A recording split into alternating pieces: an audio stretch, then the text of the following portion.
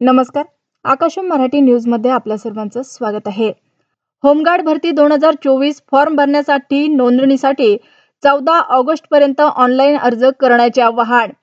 प्रधानमंत्री जनधन योजनेअंतर्गत 19/7/2024 पर्यंत 52.81 कोटी पीएम जनधन खाती उघडण्यात आली असून त्यामध्ये 2,30,792 कोटी रुपये जमा रक्कम.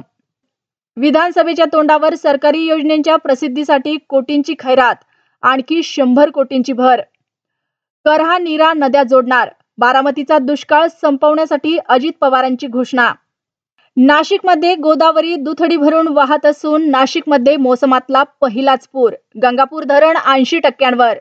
राज्यात अतिवृष्टीने 111 बळी, 24 तासात तिघांच्या मृत्यूची नोंद. 163 जण जखमी तर 6 बेपत्ता. पूजा खेडकर प्रकरणात मुंबई पोलीस ऍक्शन मोडवर. मंत्रालय परिसरातील अधिकाऱ्यांच्या गाडीवरील दिवे काढले. लाडकी बहीण योजनेचा पहिला हप्ता मिळण्याचा मार्ग मोकळा. विरोधी याचिका कोर्टाने फेटाळली. सरकारच्या धोरणात हस्तक्षेप करण्यास नाकार.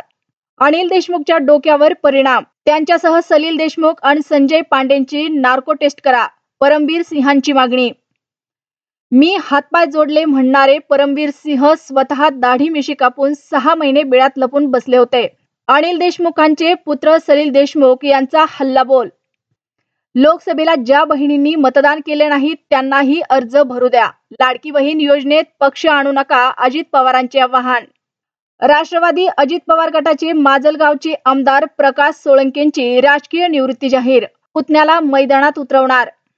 मनसेचे विधानसभेसाठीचे 2 उमेदवार जाहीर. शिवडी मतदारसंघातून बाळा नांदगावकर तर पंढरपुरातून दिलीप धोत्रे यांच्या नावाची घोषणा.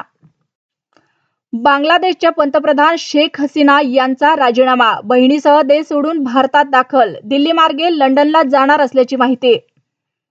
माझ्याकडे सगळ्यांनी राजीनामे द्या, मला बदल करायचे आहेत. पवारांच्या बारामतीत अजितदादा गरजले.